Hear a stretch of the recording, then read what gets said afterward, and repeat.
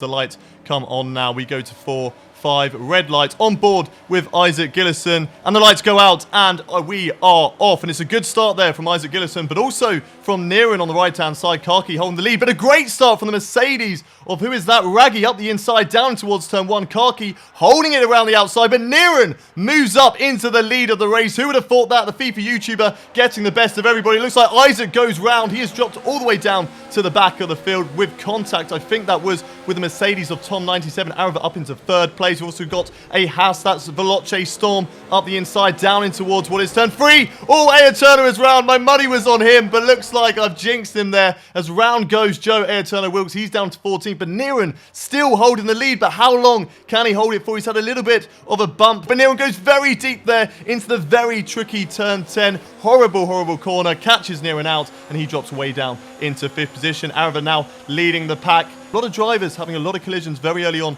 in this race, as we got a 3-way battle, maybe even a 4-way battle for the lead of this race on lap 1. Raggy up into lead for the time being, but Kaki and Arava will be getting into that slipstream, trying to get position. Arava tucking right behind the Mercedes, trying to find a gap. Will he go to the inside? He forces his way up the inside, goes in nice and tidy there for Arava. It's 4 wide.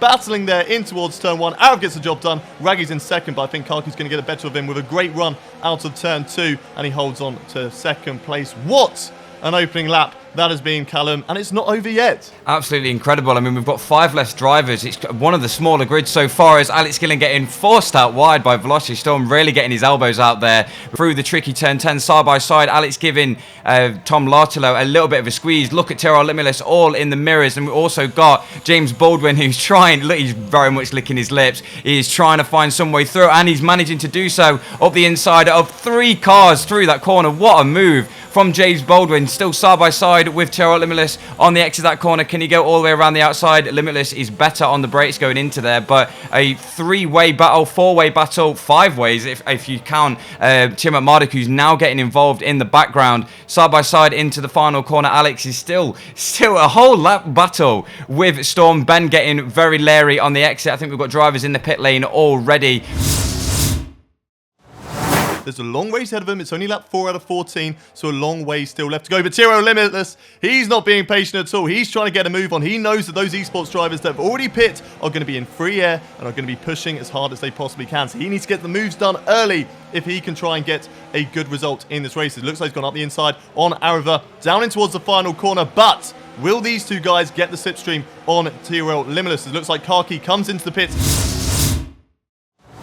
We're on board with Tom97. He's just on the edge of the point scoring position, but Simon Weigang round the outside there in towards turn 8. Looks like he could get a job done in the inside in towards turn 9 and turn 10, and I think he's going to get later on the brakes, which is Simon Weigang moving up into that point scoring position. Tom97 out of the points at the moment. Oh, big squeeze there from Raggy, trying to help his teammates out. He saw his teammate get overtaken. I think maybe he's thinking, you know, we're going to go for the Constructors' Championship, as Raggy really loses out there. So the plan from Raggy not working in his favour.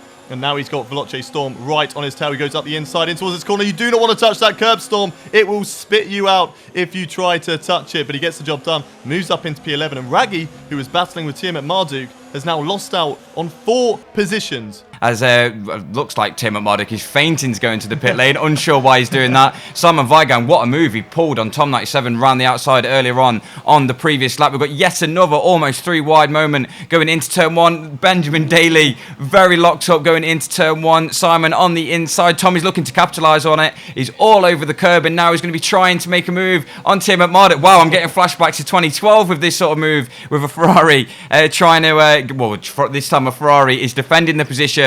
But Tom is all over the back. Storm is now capitalising on this, and this is not what Simon needs. As a bit of contact, Storm is very much getting his elbows out in this race, and yet another driver with a little bit of front wing damage, this time for Veloce Storm. Yet more contact with Simon Weigang, and just leave Tom out to dry, but still side by side and going up the hill. And Tom just holding it on the inside, Simon all the way around the outside, and Tom's lost a rear end. Nursing a bit of front wing damage, and he's going to get the DRS open. Can he launch one on the Australian. He's going to be all over the back. He's tucking right into the slipstream and pulling out very, very late. He's already put his front wing on the line once in this race, and Arav goes very deep into the corner. Yet another bit of contact. Storm is loving life. He's thinking it's Dodgems at the moment, and he now goes round the outside of Tim Amada. Look at the speed with that DRS. He pulls easily clear of Benjamin Daly and moves up into P8 at the moment, scrapping for these lower end points paying positions. Tom 97 currently holding 10th. The difference in the tyres getting much more better traction, but Ben once again it's sending it up the inside, very much like his fellow Australian counterpart of Daniel Ricciardo. But side by side on the exit, Storm is going to go side by side with another Ferrari, and he nearly drops the rear Ben right around the outside. Lovely little move from Tim Marduk. They're still side by side on the exit, dropping downhill into a very tricky braking zone. Arav now getting involved as well at the moment, but it's great exit there from Daniel Bresnay, and Arava just sort of lets him have it, gives him the room, but now he's giving him the squeeze. The team principal against his driver, of course, for the Alfa Romeo F1 Esports team, but Daniel Bresnay up the inside. Arava goes a little bit wide there, and luckily for Arava, he does not concede position as well to Storm in losing that position to Danny. But now Danny going up the inside of Benjamin Day. No, he switches to the outside. Now we'll go for the switchback. Arava will be loving that. The switchbacker dreams there for Formula Danny.